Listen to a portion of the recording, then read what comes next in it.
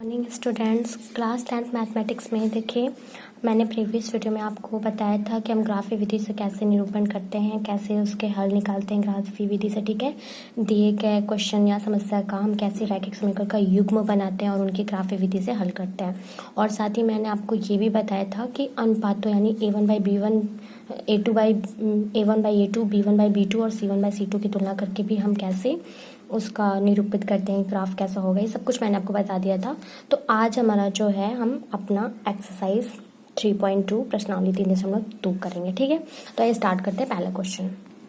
तो देखिए स्टूडेंट्स, पहला क्वेश्चन हमारा है प्रश्नावली 3.2 में निम्न समस्याओं में रैखिक समीकरणों के युग्म बनाइए। ठीक है, और उनके ग्राफी विधि से हल ज्ञात करिए। तो इसमें दो ऑप्शन आपको दिए गए हैं, मैं पहला करके बताऊंगी, दूसरा आपको करना है। ठीक है, तो पहला देखिए पढ़ते हैं। कक्षा 10 के 10 विद्यार्थियों ने एक गणित की पहली प्रतियोगिता में भाग लिया। ठीक है, यदि लड़कियों की संख्या लड़कों की संख्या से 4 अधिक हो तो प्रतियोगिता में भाग लिए लड़कों और लड़कियों की संख्या ज्ञात करिए।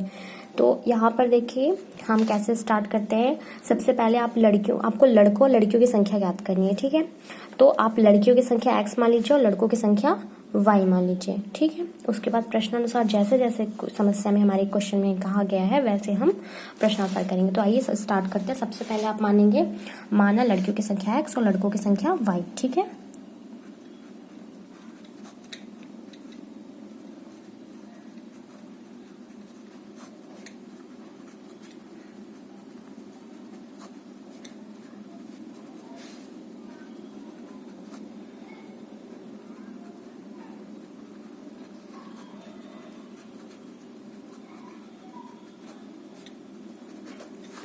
ठीक है, माना लड़कियों की संख्या बराबर x तथा लड़कों की संख्या बराबर y। अब ये बताइए कि कुल विद्यार्थी कितने हैं। ध्यान से प्रश्न पढ़िए।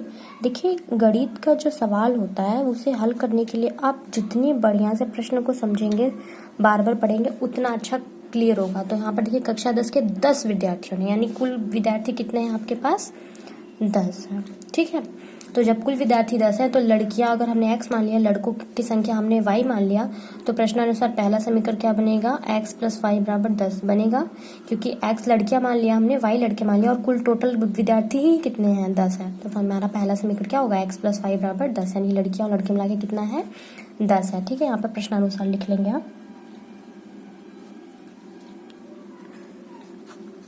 तो ये हमें हमारा क्या मिल गया, पहला समीकरण मिल गया। ठीक है, अब ध्यान से देखिए, दूसरा समीकरण प्राप्त करने के लिए हमें सब फिर से समझना पड़ेगा। अच्छे से आप समझ लीजिए कि यदि लड़कियों की संख्या लड़कों की संख्या से 4 अधिक हो, ठीक है, लड़कियों की संख्या कितनी है, x है, लड़कों की संख्या कितनी है, y है, और बोल रहा है कि लड़कियों की लड़कों से 4 अधिक हो, यानी x - y बराबर 4। ठीक है, आप इसे इधर लड़कों को ले जाएंगे यानी y को ले जाएंगे, तो ये क्या हो गया, आपको क्वेश्चन में बोला गया है कि लड़कियों की जो संख्या है हमारी वो लड़कों की संख्या से 4 अधिक है। तो यानी कि लड़कियों की संख्या में से लड़कों की संख्या घटाएंगे तो कितना हमें अधिक मिल रहा है, 4 मिल रहा है। ठीक है, तो इस तरह से प्रश्न के अनुसार हमें प्रश्नानुसार 2 समीकरण प्राप्त हुए हैं। ठीक है, अब हमें देखिए क्या करना है, अब इन दोनों समीकरणों का हम एक टेबल तैयार करेंगे। आइए, तो मैंने आपको प्रीवियस वीडियो में एग्जाम्पल के थ्रू समझाया था, वैसे ही हम क्या करेंगे, अपना टेबल बनाएंगे। ठीक है, तो आइए मैं करके दिखाती हूँ। तो समीकरण 1 के लिए पहले आप करेंगे। ठीक है, तो आपको पता है समीकरण 1 से देखिए, समीकरण 1 क्या है आपका, x + y बराबर 10 है ना, x + y बराबर 10 है। तो यहाँ से अगर आप x निकालेंगे तो क्या हो जाएगा, 10 - y। इसके लिए आप टेबल बना लीजिए। ठीक है,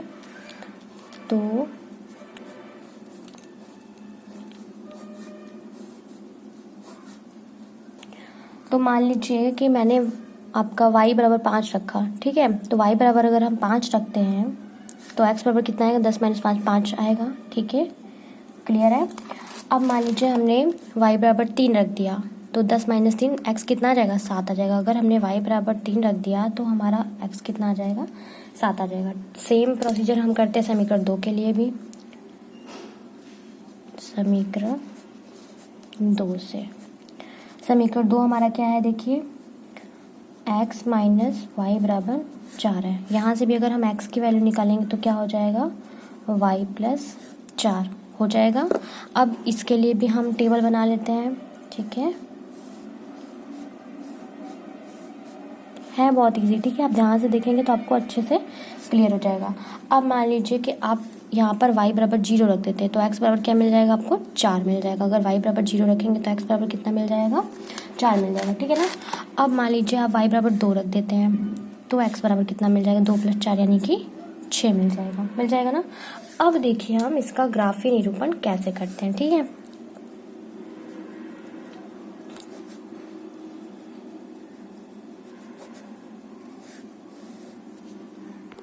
देखिए स्टूडेंट्स, ध्यान रखिएगा कि ग्राफ निरूपण आपको जो है वो ग्राफ में ही करना है। लॉकडाउन की वजह से मैं ग्राफ पेपर नहीं ले पाई हूँ, बट आप याद रखिएगा कि आपको ग्राफ पेपर यूज़ करना है, ठीक है। तो ये स्टार्ट करते हैं। ग्राफी निरूपण करना आपको पता है कि ये हमारी एक्स एक्सिस होती है और ये हमारी वाई एक्सिस होती है। यहाँ पर सेंटर में मूल बिंदु 0 0 होता है, ठीक है। अब हम यहाँ पर अपना डिस्टेंस पुट कर लेते हैं, अपनी स्केल ले लेते हैं 1 2 3 4 5 6 7। उसी तरह से यहाँ पर 1 2 3 4 5 6 7, ठीक है। आप ग्राफ में भी ध्यान से बिल्कुल करिएगा, उसमें आपको एक बॉक्स तो 10 खाने की देती है, वहाँ पर आप अपनी 1 स्केल लीजिएगा, ठीक है। अब यहाँ से देखिए अपना हम ये ग्राफ निरूपित करना शुरू करते हैं। हम देखिए x की वैल्यू हम अगर 5 लेते हैं तो y कितना होगा 5। तो यहाँ से देखिए x एक्सिस में 5 लेते हैं तो y बराबर 5 यानी कहाँ आएगा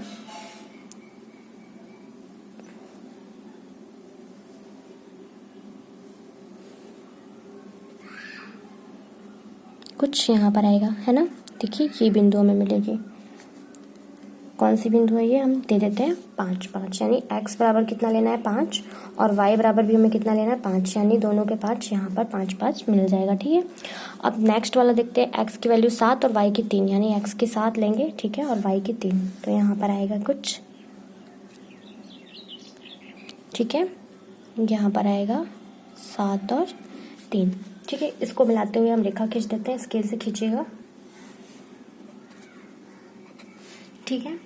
अब देखिए नेक्स्ट वाले पे आ जाते हैं। नेक्स्ट वाला हमारा क्या है, हमारा है x, y का वैल्यू कितना है, x की वैल्यू अगर हम 4 लेते हैं तो y 0 लेंगे, x की वैल्यू 4 और y 0 यानी यहाँ पर आएगा 4 0। फिर क्या है, x की वैल्यू 6 लेंगे, y की 2, x की 6 लेंगे, y की 2 यानी कहाँ आएगा ये यहाँ पर आएगा, ठीक है, ये आएगा 6 2, ठीक है। अब इसको मिलाते हुए भी रेखा खींच लेंगे, आप खींच लिया हमने अपना रेखा, ठीक है, मिलाते हुए इसको रेखा खींच लिया। अब देखिए कि ये दोनों बिंदु किस बिंदु पर प्रतिच्छेद करते हैं, ध्यान से देखिए हमारा कौन सा बिंदु है। तो आप अगर देखेंगे तो आपको पता चलेगा कि एक्स एक्सिस में ये कहाँ है 7 पे है और वाई एक्सिस में कहाँ है 3 पे है, यानी ये जो 7 3 हमारा है यहीं पे क्या कर रहा है, ये दोनों रेखाएं एक दूसरे को प्रतिच्छेद कर रही हैं, ठीक है। तो आपका ये पहला वाला कौन सा समीकरण दर्शा रहा है, आपका x + y बराबर 10, x + y बराबर 10, और दूसरी वाली रेखा क्या दर्शा रही है, x - y बराबर 4। ये वाली कौन सी दर्शा रही है, x - y बराबर 4, ठीक है। अब ध्यान से देखिए कि हमारा जो ये दोनों रेखाएं हैं ये कहाँ पर प्रतिच्छेद कर रही हैं, 7 और 3 पे कर रही हैं, यानी कि इस दिए हुए समीकरण युग्म का क्या होगा हल, 7 और 3 क्या होंगे हल होंगे, यानी x बराबर 7 और y बराबर 3 ही इस दिए गए समीकरण युग्म के क्या होंगे हल होंगे, ठीक है। तो यहाँ पर आप लिखेंगे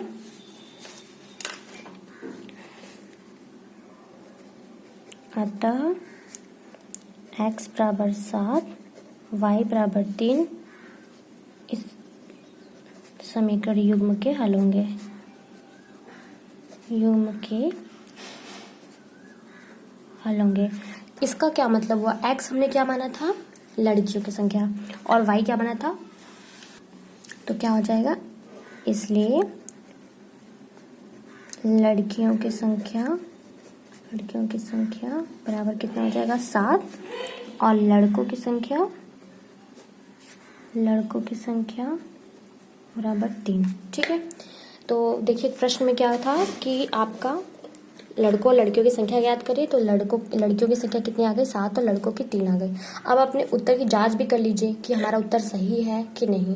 देखिए टोटल स्टूडेंट्स क्या बताएगा था 10, यहाँ पर लड़कियों की संख्या कितनी आ गई 7 और लड़कों की 3, जिनका योग आप करेंगे पहला समीकरण से x + y तो 10 आएगा, यानी कि आपका उत्तर क्या है सही है, ठीक है।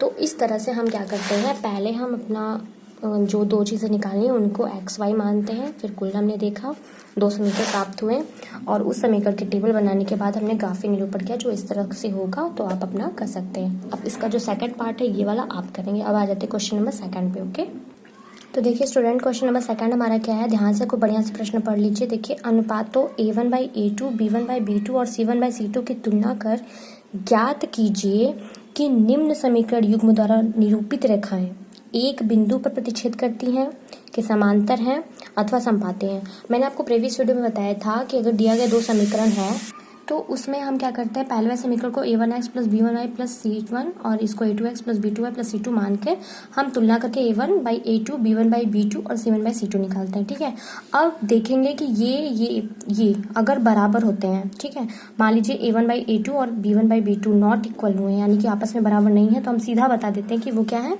प्रतिच्छेद करते हैं, यानी प्रतिच्छेदी रेखाएं होंगी। और अगर ये बराबर ये हो जाता है, तब मैंने बताया था कि वो क्या होती हैं, समांतर रेखाएं होती हैं। और अगर तीनों बराबर नहीं है, अगर ये और ये आपस में बराबर नहीं है तो हमें तीसरे की तुलना करने की जरूरत नहीं थी, हम डायरेक्ट बताते कि वो प्रतिच्छेदी रेखा है। ठीक है, अगर एक के ऊपर एक क्या है आपकी स्थित थी तो वो क्या होंगी, यानी ये बराबर ये और ये बराबर ये होता था, तो मैंने क्या बताया था कि वो क्या होंगी, समपाती रेखाएं होंगी। ठीक है, और अगर ये बराबर ये नॉट इक्वल टू, यानी कि ये बराबर तो ये होगा लेकिन इसके बराबर नहीं होगा, तो वो क्या होती थी, समांतर रेखाएं होती थी।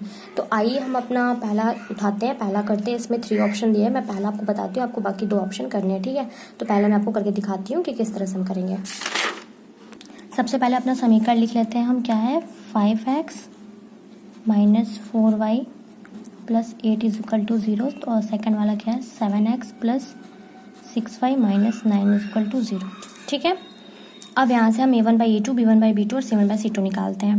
तो यहाँ से आप देखेंगे A1/A2, देखिए A1/A2 निकालेंगे तो कितना हो जाएगा, x के गुणांक लेने होते हैं, तो x का गुणांक पहले में कितना है, 5, और दूसरे में कितना, 7, यानी कि A1/A2 कितना आएगा, 5/7।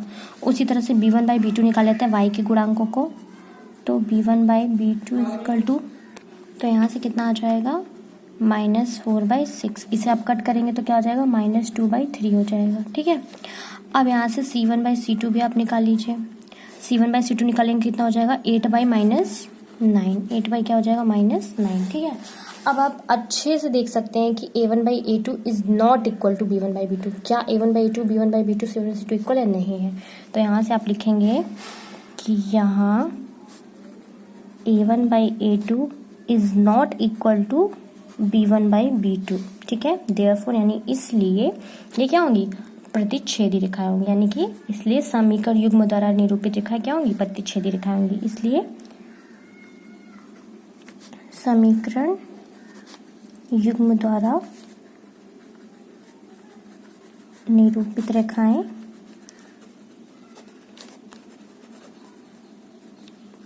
प्रतिच्छेदी रेखाएं होंगी।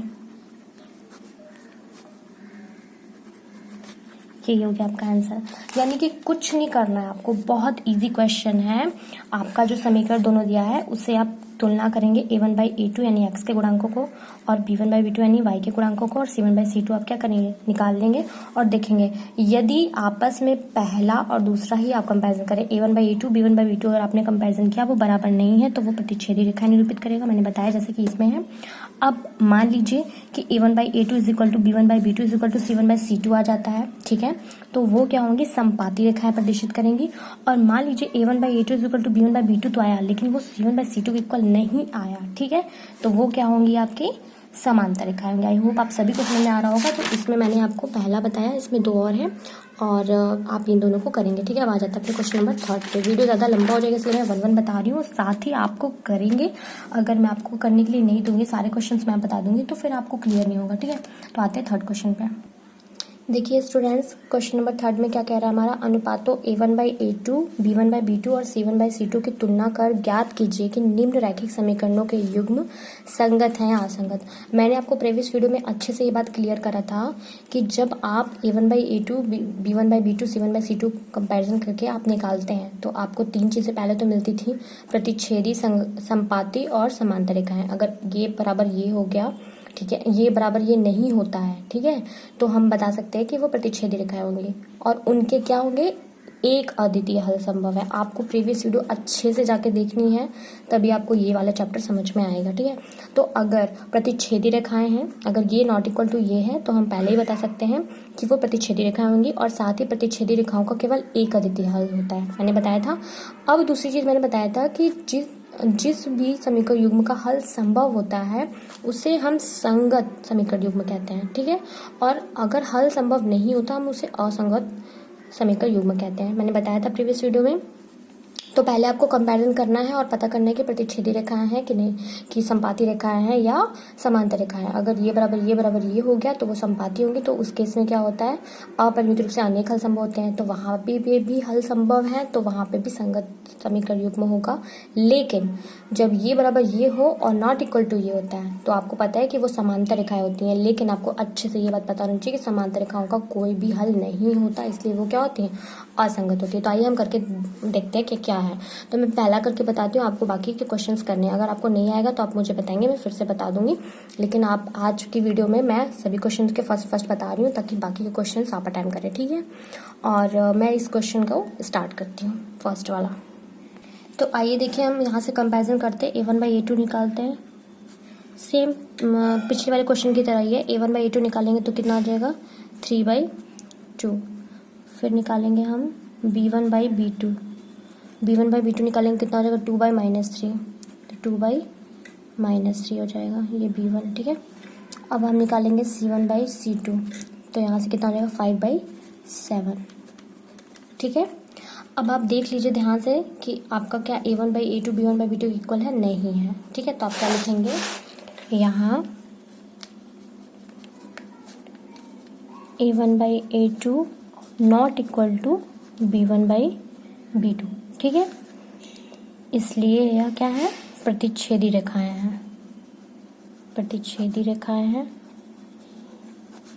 और मैंने आपको बताया था कि प्रतिच्छेदी रेखाओं के केवल एक अद्वितीय हल होते हैं, यानी कि हल संभव है। तो इस स्थिति में क्या होगा, आपका समीकरण युग्म संगत समीकरण युग्म होगा। तो आप लिखेंगे प्रतिच्छेदी रेखाएं, ठीक है। इस स्थिति में एक अद्वितीय हल संभव है, इस स्थिति में चूंकि इस स्थिति में एक अद्वितीय हल संभव है,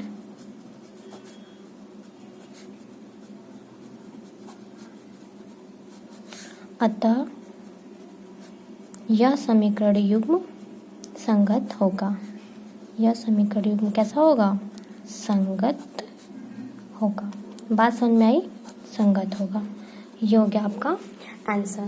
तो आपको करना कुछ नहीं था, आपको a1/a2 b1/b2 c1/c2 कंपैरिजन करके निकालना था और देखना था कि ये किस तरीके का रेखाएं हैं। तो आपको पता चला कि प्रतिच्छेदी रेखाएं, क्योंकि ये बराबर ये नहीं था, तो जब प्रतिच्छेदी रेखाएं तो उनके केवल एक अद्वितीय हल संभव होता है, इसलिए वो क्या होगा, संगत समीकरण युग्म होगा। अब मान लीजिए कि वो संपाती होती तो उसके अपरिमित रूप से हल संभव होते, तो वह भी संगत होता। लेकिन अगर आपका इसमें से कोई भी समांतर रेखाएं आ जाती हैं तो उसका हल संभव नहीं होता, इसलिए वो हो जाता है असंगत। आई होप आपको समझ में आया होगा। नेक्स्ट वीडियो में हम क्वेश्चन नंबर 4, 5 एंड 6, 7 करेंगे। ये वीडियो लंबा हो जाएगा, इसलिए यहाँ तक। Thanks for watching. I hope आप सभी को समझ में आया होगा। बाकी नेक्स्ट पार्ट में।